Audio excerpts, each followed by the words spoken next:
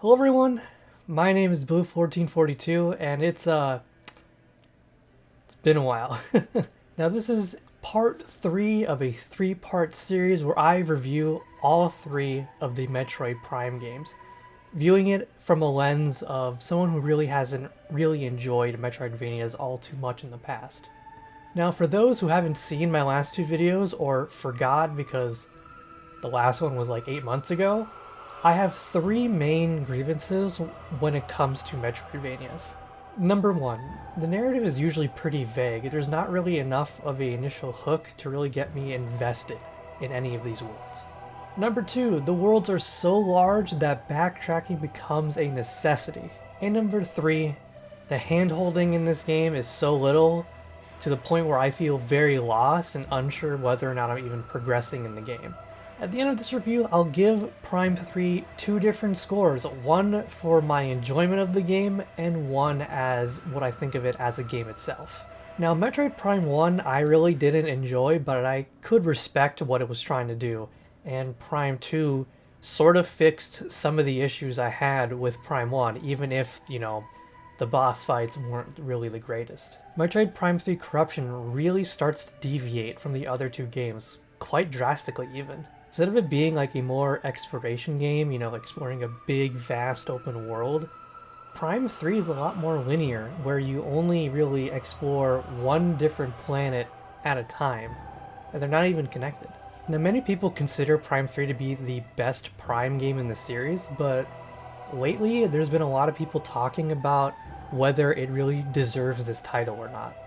People have been saying that it follows the Metroidvania formula the least, really copying the ideas of other sci-fi shooters at the time. It seems like it was trying to really emulate what those other games were doing. Metroid Prime 3 released in the year 2007. It would also release in 2007? Halo 3 and Call of Duty 4. Now with it being, more cinematic and more linear, it should come as no surprise that Prime 3 was my favorite one in the entire series. Now, I played Prime 3 using Prime Hack, a different version of Dolphin, which adds a lot of fixes and quality of life features, as well as adding the option to either play with a standard controller, with the twin stick controller, or using a mouse and keyboard, which is what I'm going to be using. Now, Prime 3 is the only one I actually played previously. I remember playing it a lot as a kid, and I would play it multiple times, at least the first hour. But I always got to a point where I quit, and I don't remember why. And it was always at the same point as well. It was never any time before or any time after. It was always at one particular point. So I'm curious to go back to Prime 3 and play through it again to see if, child me was justified in quitting. But with that, let's get started. The deviations from previous titles comes out right away. Instead of some sort of small intro text as the hook, we instead get a cutscene of Dark Samus, proving for a fact that people do not die when they are killed, and Samus wakes up with a start, not wearing the power suit, but instead the Zero suit. The first segments of gameplay take place inside Samus' ship. We're able to look around and interact with some of the objects on our dashboard, like this cool little comms array and this other button which seems to move her. Holy shit. This is cool. Everything here is hitting the right science fiction buttons for me, and I cannot wait to see more. This is actually sick. Unidentified vessel, please switch to a secure radio frequency and transmit your identity code. We are standing by. Wait, is that voice acting? Yes, sir, every piece of spoken dialogue in Prime 3 is fully voiced instead of reading text from an NPC. We send in our code through our ship, which also counts as a small introduction to the Wiimote mechanics. Pointing and pressing A and physically pushing the remote forward to push a lever. I do want to address this since I'm playing with a mouse and keyboard. With Prime Hack, all the motion control sections can be circumvented by just holding down the W key. Because of this, I will not be mentioning any of the motion controls in this review. Once we do this, we are autopiloted into the capital ship of the Federation Army, the GFS Olympus.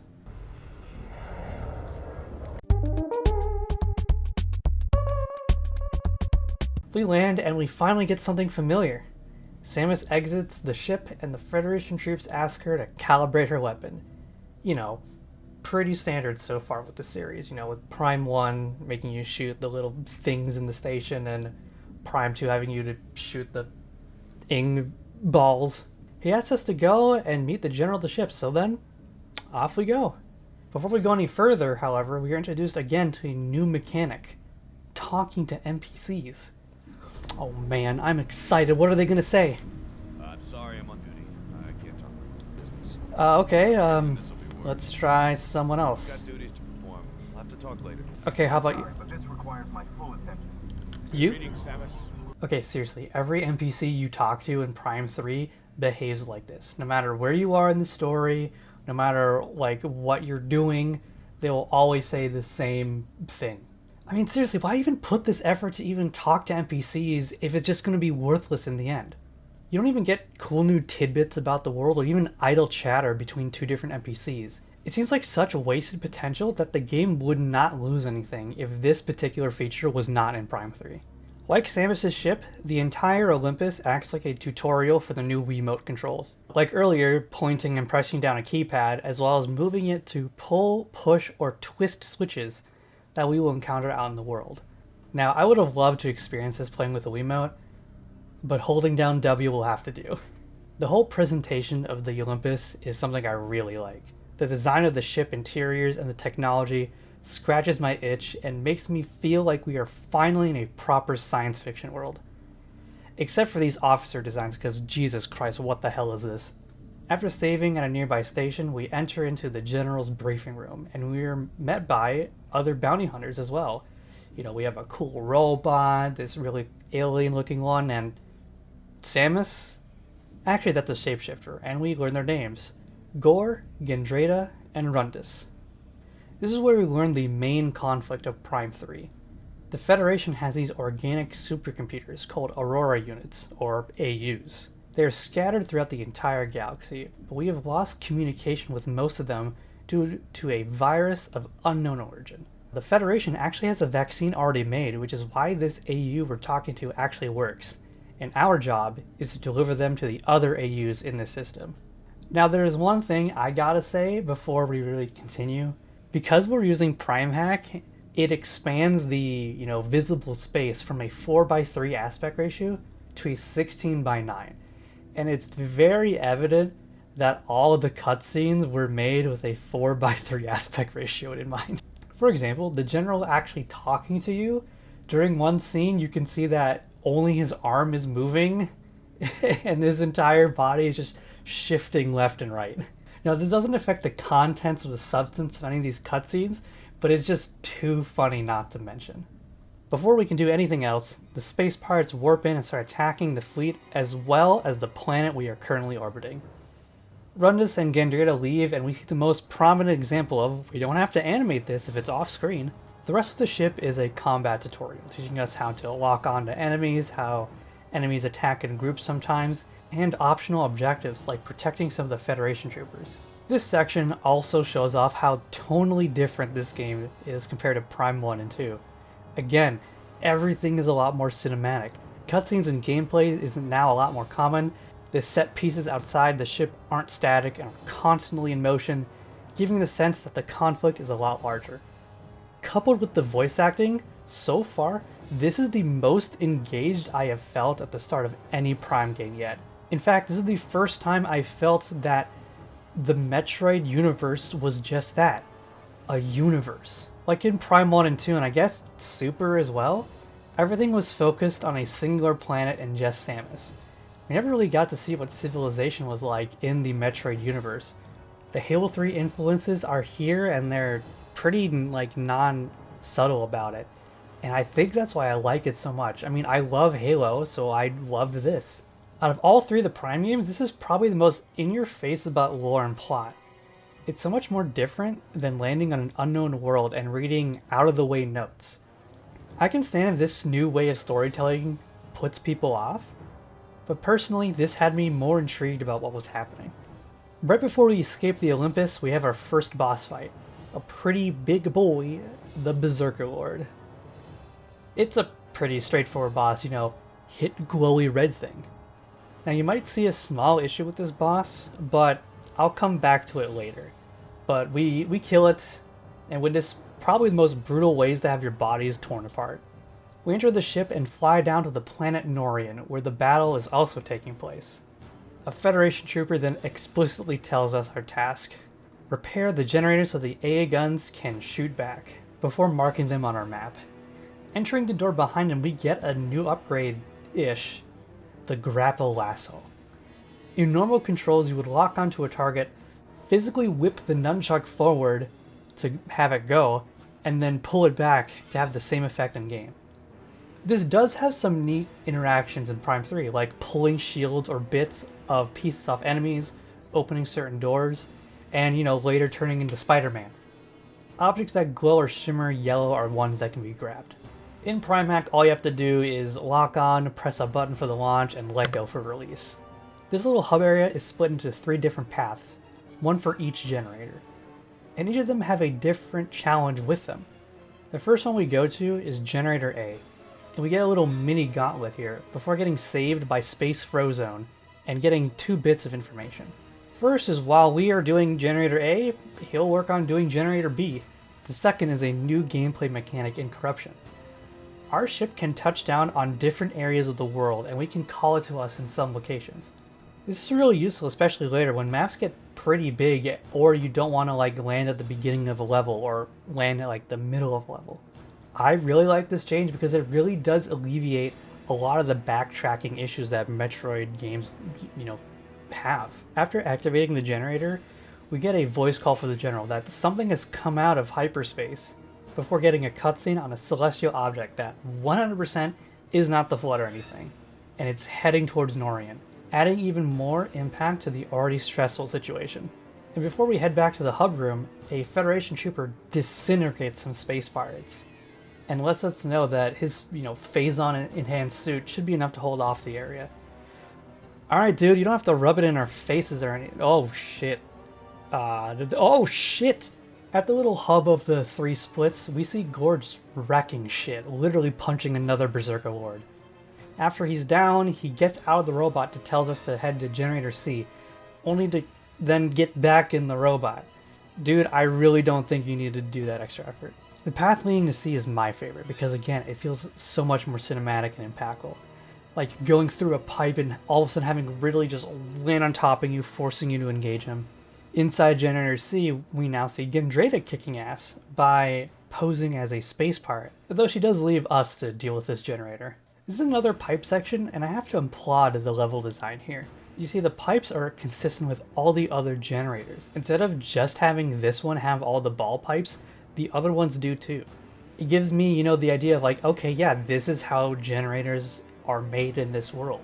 They're not just, filled with gameplay mechanic stuff. It's a neat little touch-up that, again, makes the world feel a lot more alive.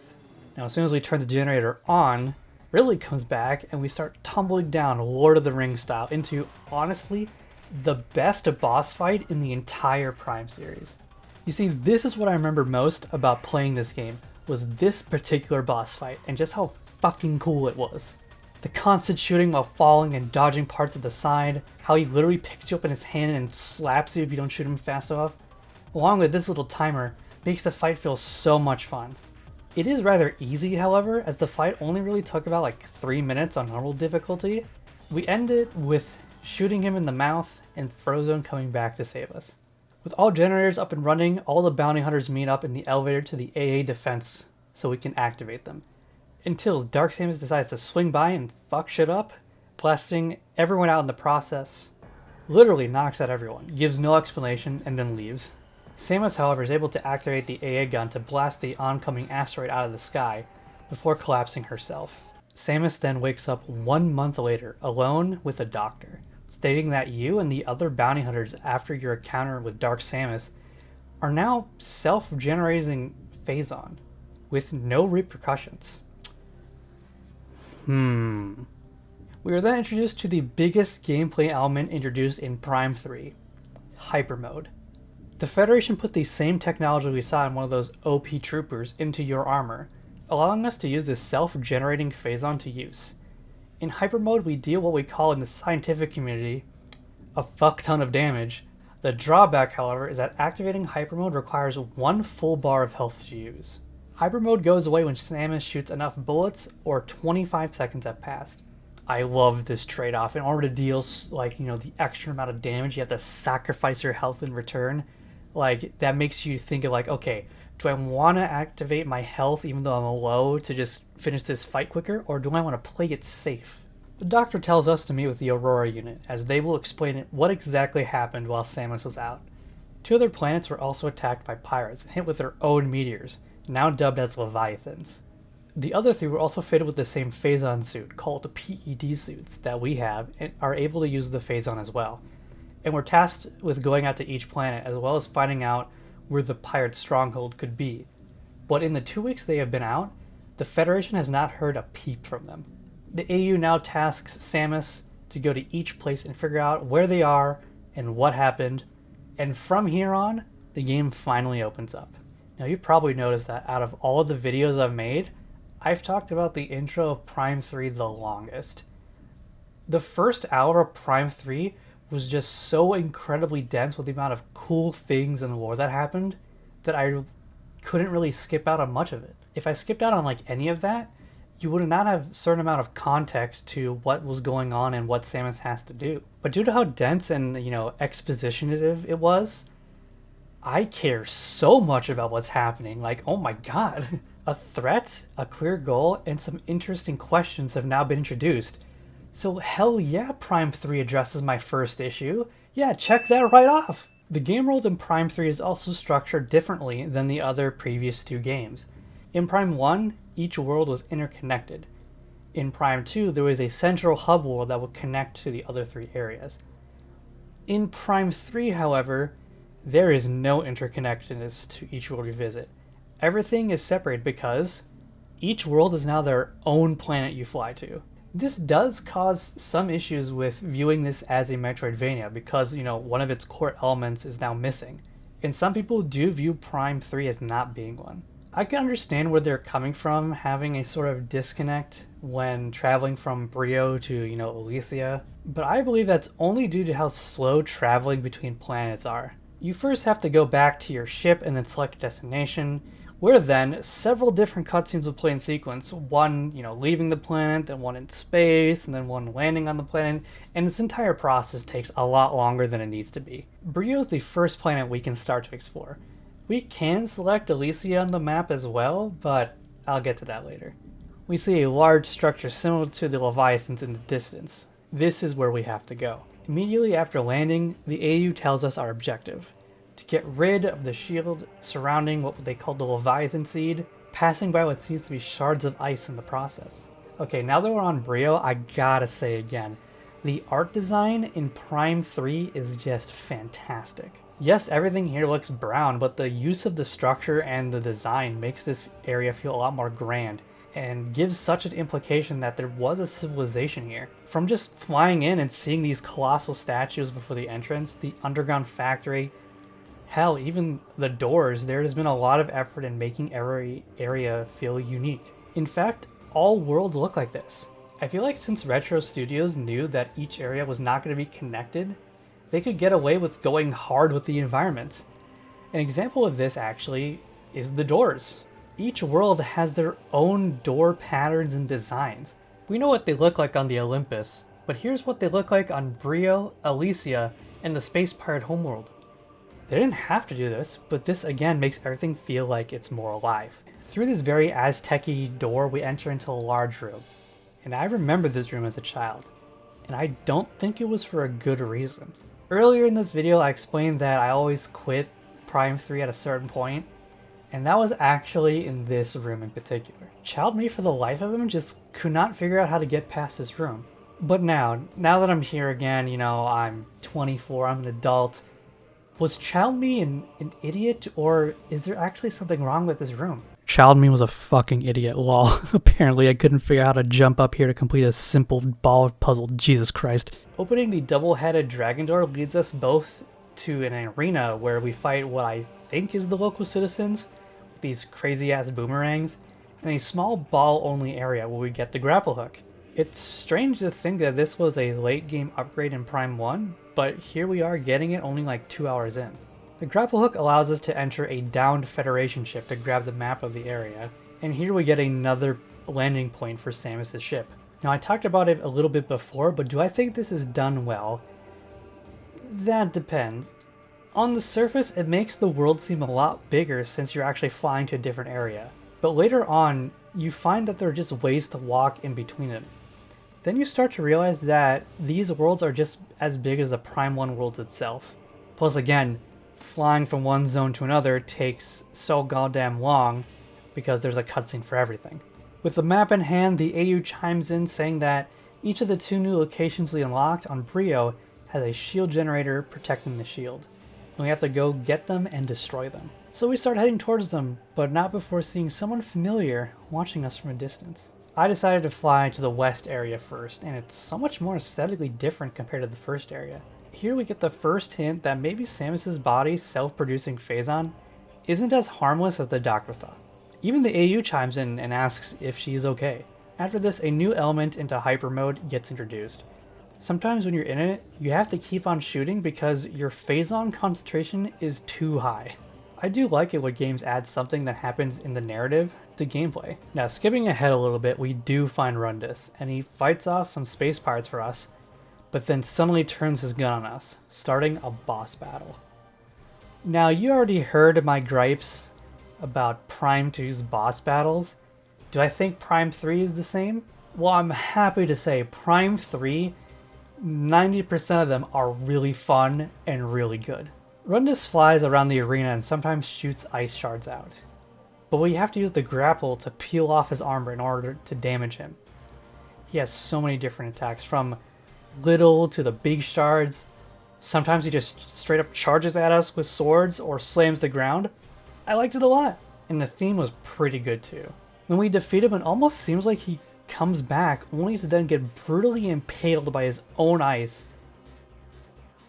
Well, I guess we now know what exactly has caused the bounty hunters to suddenly lose contact. We get the ice missile from his body, which deals a bit more damage and allows access to the white doors of the world. Okay, now that we have our first real weapon upgrade, I do want to talk about them.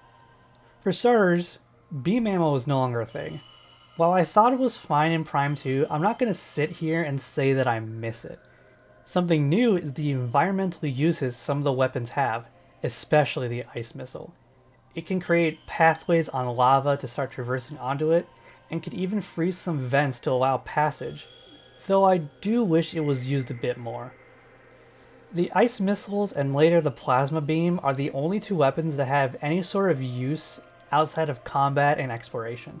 I don't know if it was the limitation of the Wii or the game scope, but I do wish the other upgrades did that as well. Weapon upgrades are also just that, upgrades. Unlike Prime 1 and 2, where getting a new beam weapon would be another selection you can use, Prime 3 instead replaces your current beam with the new one. Now, I haven't played much of the other Metroid games, but I think this is the same system used in Super Metroid, where the beam upgrades you unlock stack on top of each other. I find this fine because there is a tangible effect when shooting enemies with an upgraded weapon. Like with the standard power beam, this enemy would take like 12 shots to kill, but with the Nova beam, this same enemy would take 3 shots. Back in Bryyo with the ice missile, we can get to both shield generators and destroy them, allowing us entry into the Leviathan's shield, with a totally okay looking cutscene. Again, the art team coming in clutch with how gorgeous this area is looking. And again, even the doors are still looking unique. Inside the Seed has another major boss fight. This fight was pretty fun, but issues started to show up. Only because I was playing with Prime Hack. In Prime 3, the lock-on target on an enemy doesn't always mean that's where you can deal damage. Because this game was made with the Wii remote in mind and its pointer, your lock-on target and your pointer are different, meaning that you can press the lock-on button on this and you would aim straight at the boss. But now with your Wii mode, you can just keep on doing this and hit other parts of the boss while still being locked on. You can clearly see here that on this boss, the target is on the center, but the areas where you can hit and deal damage are instead around it. This did make this fight and later ones kind of awkward with how I needed to aim, but I cannot fault the game for using a different than intended control scheme. Killing it gives us our first hyper upgrade, the Hyper Bomb. But then the corruption inside Samus becomes too much and she vomits out blue liquid. Yes, the self-producing Phazon totally doesn't have side effects. In fact, not even like 5 seconds later, we ingest some more Phazon to then destroy the seed. Am I the only one here realizing that this is not a good idea? The seed explodes and we leave Bryyo into its atmosphere, where the AU tells us to head to Elysia next. The seed there is actually below the clouds of sea, so we won't be able to reach it conventionally. Instead, we are to meet a different AU and give it the vaccine so it can tell us what to do. And with that, I do want to mention something that I haven't even talked about yet, considering that this is a Metroidvania. Exploration. Since the beginning of the game, there has always been someone telling Samus, therefore you, what to do at any given point in time. The general tells you to go to Norian to save, the AA turrets. The AU then tells you to go to Bryyo to help out there. Now, she's telling you to go to Elysia to fix someone else who can then tell you what to do then. There is so much hand-holding in this game. Now, this has caused two things to happen. Number one, I have not felt lost a single time in this playthrough. Like the hint system, which actually still exists in this game, did not trigger a single time because I always knew where to go and I was always progressing. The second thing is that it makes Prime 3 feel incredibly linear. Like there isn't really much of a reason to go out and explore because the AU or someone else will just tell you what to do after you complete any objective. To explain this point further, let's go back a little bit. Remember when I said that we could have gone to Elysia before Bryyo? Well, you can. You're just stopped very early. Like right when you enter in, you reach this door which requires a hyper upgrade to clear. But since you don't have it, the game essentially forces you to go on Bryyo anyway and clear the thing there before you even have a chance to explore Elysia. The game basically railroads you onto the path that it wants to take. In fact, later on, it literally spells it out for you that you cannot progress further anymore, and that maybe, just maybe, there might be something on another planet we can get. This is how you get the screw attack. In the whole game, there are only like 2 times you have to backtrack to a previous location to grab an item. If this was Prime 1 or 2, the game would tell you jack shit unless you waited for the hint system to tell you where to go. This honestly makes Prime 3 not feel like a Metroidvania anymore because the agency to explore is either diminished or just isn't even not there. Now the game having a more linear approach had an unintended side effect on me personally. Because I always knew where to go, I wanted to explore. Since I knew where to go the entire time, I knew which paths were progress and which paths were, for exploration and items. With the last 2 entries, when I reached a fork in the road, I had to do essentially like a mental coin flip to see if the path I chose would actually lead to progress and, not waste my time. But with Prime 3, when I reached a fork in the road, I have the option of either, going towards progress or deciding I want to explore a different area. I had the option to not look for these areas, and that's what made me enjoy the game a lot more. Yeah, so Prime 3 really does address, the backtracking issue and, the feeling of being lost and, progressing. Prime 3 has actually already checked off all 3 issues I have with Metroidvanias. But again, that does come with a little cost because since all of those 3 criteria have been met, Prime 3 really isn't much of a Metroidvania anymore. So I can see some people sort of not enjoying it as much as the other 2. But this is still the most fun I'm having with any game in the Prime Trilogy.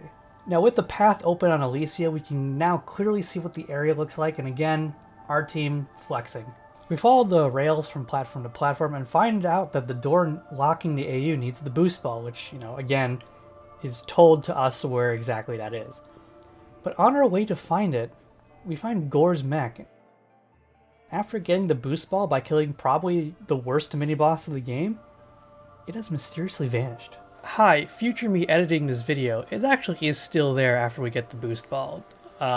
So yeah. The AU needs the vaccine that we have, so through a maintenance panel we are able to restart the AU back to what it was. Okay, side tangent here, but like if we have the vaccine to clear, corruption in Phazon, then why don't we do it on the other bounty hunters? How why are we not even doing it on ourselves? I mean, it's very clear that there actually is repercussions to this, so why don't we just deal with this now and not deal with it later? Surprise! Gore is here, and unlike Grundus, he actually taunts us with voice lines before destroying the area. Samus shoots him and then he runs away.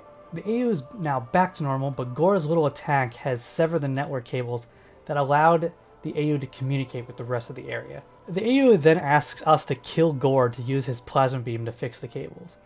Which again, more linearity. Outside, Samus gets a message from her ship that something's approaching it, and checking it out, we find Gore in his mech just beating the fuck out of it. Coming from Prime 2, every time a boss fight occurs, I braced myself on having a bad time. But no, I had a pretty fun time fighting Gore. It was a 3-stage boss fight with some neat mechanics for every phase. One where you have to shoot him in the behind, one where he jumps over, one where you have to be in the morph ball and do bombs. He dies very violently, and we grab his plasma beam to do some very intense welding. The AU is fixed and tells us we cannot destroy the siege shield inside of the cloud storm as we are. But we can build a bomb and drop it from above to get down there. But the bomb would have to be massive, and would be taller than Samus's body. Do we have anything that can carry... Oh yeah! Samus's ship, this game, does have some gameplay elements that can help out in the exploration of the game.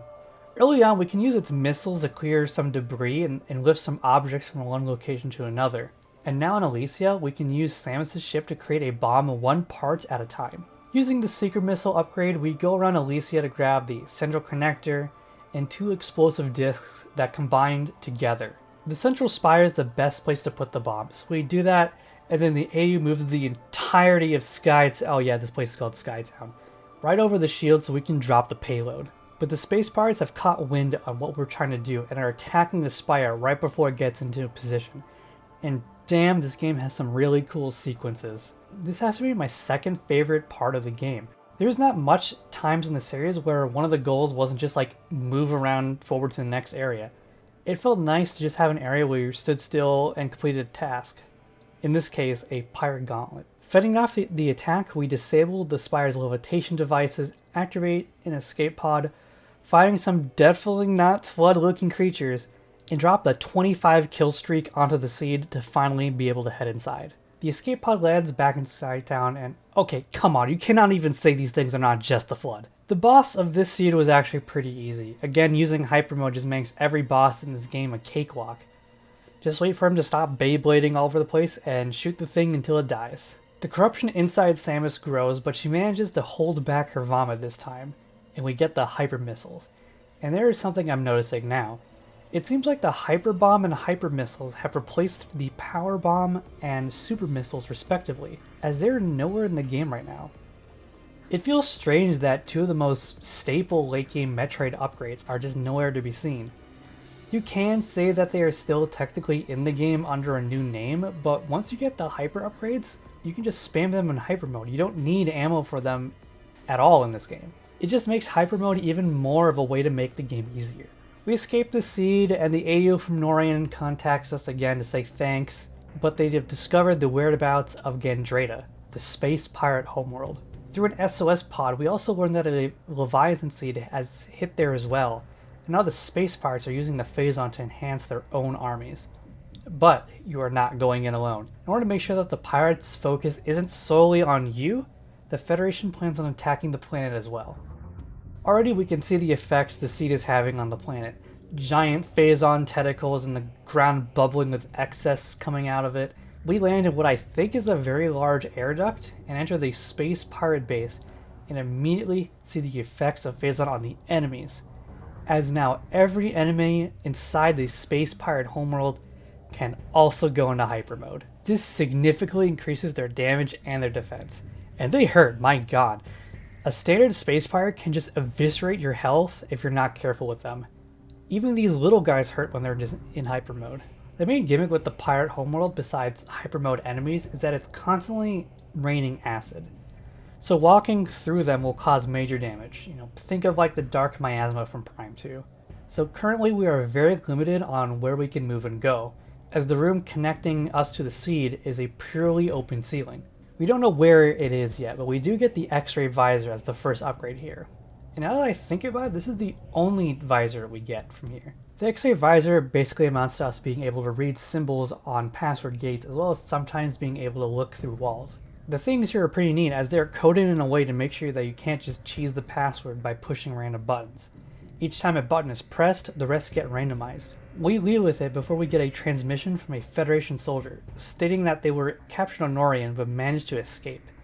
He has information on how to deal with the acid rain, but we have to get him first before he gets recaptured. Flying there and going through tons of ball pipes and puzzles, we find a giant warehouse. And look, there it is, the upgrade. And not even like 7 seconds later, we find the missing Federation soldier who's under attack by like 2 pirates. Really, dude? You couldn't just like not take 2 of them on? He thanks you for saving him and tells you where to find the acid armor, which honestly is so funny because he literally points you towards the room where you just saw the upgrade. Like, dude, I could have told you where it was. But at least he knows the back entrance to it, and we start probably the most annoying part of the game. But this is only, again, to me using Prime Hack, because you have to do 3 motions, but not all at once. You have to do them at the same time as the trooper, which is very hard to do when pressing the W key causes it to finish so fast and you miss the timing and have to start all over again. But the lift comes down and we head up to a large open space that kind of looks like a boss. Oh, it's going to be a boss fight, isn't it? Yep, there it is. Samus, the fuck you doing? Looks like we found Gandrada, and mechanically this is the best fight in the game. As herself, she jumps around the place pretty gracefully, sometimes attacking with projectiles and something just grabbing your face and damaging you. Her shtick is that she also transforms into other enemies you fought on your mission. You know, space pirates, local fauna, even other boss fights you faced, using their own abilities. Hell, she even turns into you at some point. So now you have to remember how you damaged them before to hurt Gandrada now. This fight took the longest because I, for the life of me, could not get her off Samus's face. With her unfortunate demise, her TF powers goes haywire, and this is one of the few times where you see Samus show any sort of empathy towards her fellow bounty hunters. And we get an upgrade to our grapple, the grapple voltage. At certain locks, we can either siphon or funnel power into them to unlock certain doors. So we do, but before we get the acid protection suit, the aide tells us to make a detour back on Skytown to get an ancient Chozo artifact that could help us, which just happens to be the spider ball. Back in the warehouse, we complete a puzzle and get ourselves the hazard shield. Not only does it protect us against the rain and fuel gel, but it also puts hexagons on Samus' shoulder. Well, at least it looks better than whatever the hell Retro were thinking with the dark suit. The last non-hyper upgrade we get in the game is the Nova Beam. It can shoot through walls and, when locked onto an enemy, can instantly one-shot them if you hit a weak spot. In fact, at this point in the game, there is no reason to go into Hyper Mode anymore because of how insane Samus's damage output is. But cool, we have the Nova Beam, we got the shield, let's go get the seed. And we get to probably the most cinematic part of the entire game. The Federation invasion is now in full effect, and the General meets with you to discuss the next plan of attack on the seed. The pirate cargo line leads directly to the seed, but the door to it is too heavily armored for Samus to break through. So the General proposes sending in engineer troops with explosives as well. Now, they don't go in after you killed everyone. No. They are with you out in the front line shooting back at the pirates. This is probably the best example of making the Metroid series feel like it's its own universe.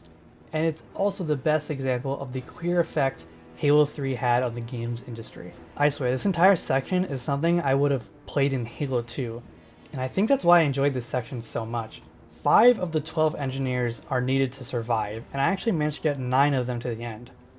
With them, they open the doors and we can go straight down to the seed and destroy it. The boss for this seed is Ridley, again, which adds some more questions. How did he escape from the middle of Norian and travel some light years away back to this pirate stronghold undetected? I don't know, maybe Phazon also has the power of bullshit. This second Ridley fight, in my opinion, wasn't as fun as the first. A third of it is similar to the Rundus fight, you know, shoot him a bunch to cause him to be stunned, rip his armor off, and shoot him with the hyper beam.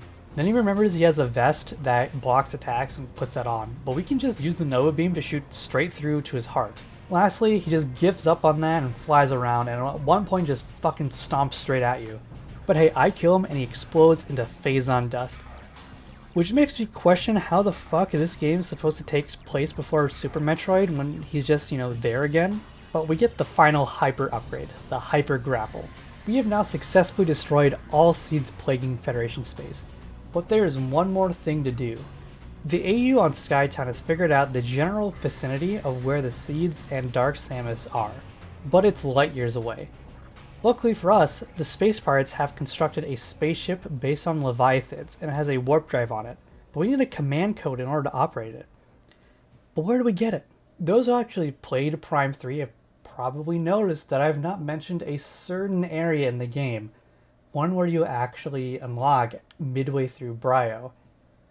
The GFS Valhalla. Now, the reason why I've been putting it off is because this is the worst part of the entire game. This is a derelict ship from the Federation that got destroyed, presumably by the Space Pirates. It was transmitting something, but the transmission got cut off before it went. Now, you can't go through the ship because many of its doors are locked, but instead of unlocking this place by upgrades, you have to use these energy cells. And these are scattered all throughout the playable space. Yep, the Valhalla is Prime 3's key hunt, and it's done the worst out of all three of the games. Okay, let's start off with the only positive about it. There are 9 total cells you can collect in the game, but you're not required to get all of them in order to complete the Valhalla. You only need 5. Cool, right? Well, the only reason why you would have to collect all of them is if you're going for 100% completion. That's where the positive stuff ends. In the Valhalla, you have no idea what's behind any of the doors unless you looked at a walkthrough or have played the game before. So you can unintentionally open a door that leads to a sucky upgrade instead of the one that leads towards progress. Way back when I talked about when you reach a fork in the road in Prime 3, you didn't have to do a coin flip. But here, you have to do a literal coin flip in order to make sure that the door you open is progress. What's made even worse is how the doors are unlocked. The first set of doors you find either require 1 or 2 energy cells to open. Now, if you saw this, what do you think the most logical step is? Well, since this door requires 2 cells, this must mean that this one is the one to use it on. The other one must have some sort of upgrade. Okay, let's use it to go for... Okay, it's just a missile. Okay, sure, fine. I'll open the second door. Okay, cool, let's progress. Wait, there's another set of doors here requiring 1 or 2 cells. Okay, surely they want to do this a second... Ship missiles? God fucking damn it. Okay, alright. Cool. Alright. Other door. Okay, last set of doors. Okay, fine. I'll get all the cells. I don't care. Actually, I do care! Cause cell 4 fucking sucked! All of the other cells either have areas dedicated to it or were incredibly easy to get. But cell 4 in particular requires so much work to do. I'm actually going to read out all the steps you have to do to get this godforsaken cell. Step 1. Open up this area. Step 2. Locate the missing heads. Step 3. Place said head on statue to open up the door. Step 4. Find this underground area. Step 5. Extend this half of the bridge. Step 6. Leave and go back to your gunship. Step 7. Fly to the other side of Bryyo. Step 8. Find the specific block you could scan. Step 9. Have your ship lifted. Step 10. Enter and extend the other side. Step 11. Go through. Step 12. Have your gunship drop the block so it can power the generators. And if you messed up at any point in this entire process, you have to do it all over again. I put this piece of shit in the door and we get the command codes for the Leviathan Seed. We are then to the last part of the game, Planet Phase. Since it's entirely made of Phazon, you are in a permanent state of hyper mode. But now you are put on a timer. The corruption inside Samus is going out of control. The timer is equal to the amount of health tanks you acquired on your journey, which I gotta say is pretty cool. The AU even states before going to Phase to prepare yourself, and if you don't, you're gonna have a much more stressful time. The corruption slowly gains either over time or whenever you take damage, so you better not suck and get shot a lot here. Phase is filled with pesky little enemies that will try and chip away at your time, but you can still pull in health to reduce it. But we managed to get past everything and we have a final confrontation with Dark Samus. And during this, our health is still on the timer. And the boss fight was way too short.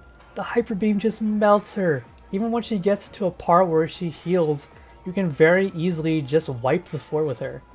In about a minute, I already got her health low enough to start phase 2 of the fight, which is against a corrupted AU. It's another stun the boss, pull the thing, shoot thing fight. And this somehow even had less health than Dark Samus herself. But hey, this is the only boss fight with 3 bars. The Bryyo unit is killed, and Dark Samus explodes in dust as well, and she was never seen again. Maybe. Samus barely makes her escape as planet phase starts to explode around her, but she makes it, not before giving the general her final message.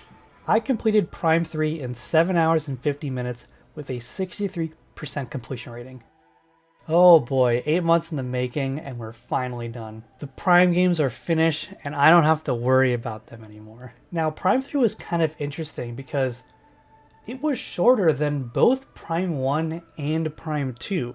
I think again this has to do with how linear the game was.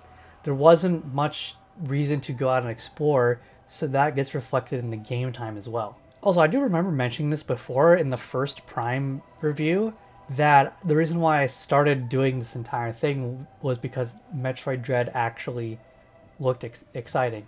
And at this point in time, I actually did play through Dread, and it's actually my second favorite Metroid game. The first being Prime 3. Prime 3 was fantastic to play through. I loved the story, I loved the art assets and its environments. The gameplay was super fun, the voice acting elevated its cinematic status. But the Valhalla is the only real blemish on an otherwise amazing game. And in fact, after playing all 3 Prime games, I do have a final conclusion on how I feel about them and how I would fix them. How you would fix a Metroidvania then? If I proposed how I would fix it, it would not be a Metroidvania anymore. That's the issue. So sometimes you kind of just need to accept that it's a genre you don't like, rather than trying to fix something and change it into something else. This entire project was really fun to do, and it was pretty cool to see, why I didn't like certain things and why I liked certain things. And who knows, maybe in the future I might look at these games again, maybe even play through Super Metroid. Don't quote me on that. With that, I'm going to give Metroid Prime 3 Corruption a enjoyment score of a 9 out of 10. But as a game, because it really loses a lot of its Metroidvania-ness, I'm going to have to give it a 6.5 out of 10. Thank you all for watching and going on this journey with me, and I will see you all next time. Take care. What do you mean there's technically 2 more Prime games?